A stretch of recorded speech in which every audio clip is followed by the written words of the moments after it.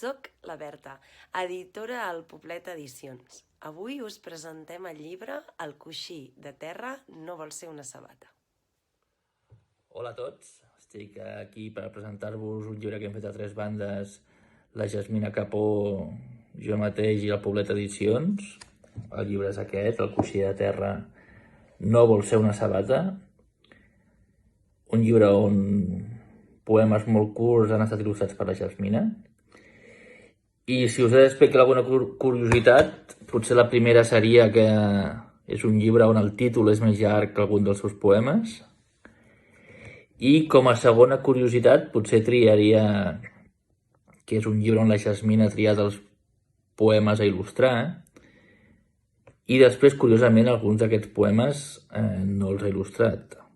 Amb la qual cosa jo crec que és un llibre que inaugura la categoria de poema il·lustrat no il·lustrat, o poema no il·lustrat il·lustrat, o poema il·lustrat no il·lustrat. Ara mateix no sabria com definir-ho, però jo crec que és una gran innovació que fem amb aquest llibre.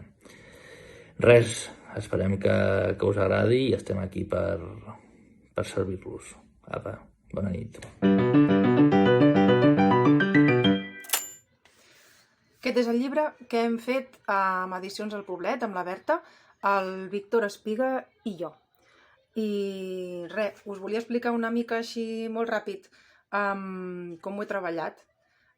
Els poemes, el que vaig decidir que volia fer era no explicar-los literalment, sinó fer una mena de resposta, una mena de diàleg amb ells. Llavors, cada poema el vaig llegir, el vaig sintetitzar, a vegades vaig escriure fins i tot una resposta i a partir d'aquesta resposta que a mi em sorgia vaig fer la il·lustració.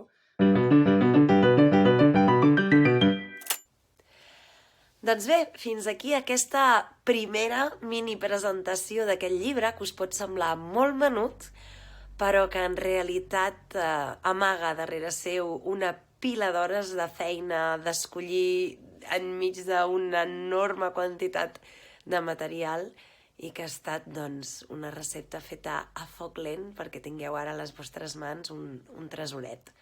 Així que si us ha picat la curiositat per saber què s'amaga enmig de les pàgines de El coixí de terra no vol ser una sabata, us convidem a descobrir-lo, demanant-lo a la vostra llibreria o comprant-lo a través de la nostra web.